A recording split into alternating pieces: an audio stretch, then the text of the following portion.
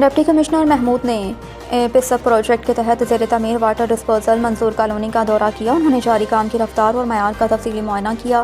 اس موقع پر additional deputy commissioner finance and planning Rana Aurangzeb, MD ڈی واسطہ تنویر کیسر اور سٹی مینیجر پسپ اسد خان سمیت متعلقہ افسران بھی موجود تھے۔ دورے کے دوران ڈپٹی کمشنر کو منصوبے پر تفصیلی بریفنگ بھی دی۔ سٹی مینیجر اسد خان نے بتایا کہ واٹر ڈسپوزل تقریباً تکمیل کے مراحل میں ہے اور اگلے 2 دنوں میں آخری پائپ لائن بھی بچھا دی گئی ہے۔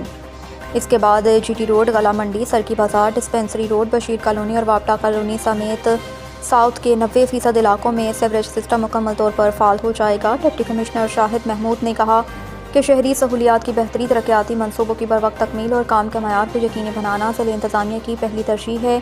امید ظاہر کی کہ یہ منصوبہ نہ صرف روزمرہ مسائل میں کمی لائے گا بلکہ شہر کی صفائی، صحت عامہ کے معیار کو بھی بہتر بنائے گا۔ آخر میں انہوں نے متعلقہ افسران کو واضح ہدایت دی کہ منصوبے کی تکمیل کے دوران معیار اور ٹائم لائن پر ہر صورت عمل درآمد یقینی بنایا جائے۔ ڈپٹی کمشنر نے یہ بھی یقین دلایا کہ شہریوں کو جدید سہولیات فراہم کرنے کے لیے پروجیکٹ کے ہر مرحلے کی نگرانی مستقبل میں بھی جاری رکھی جائے گی۔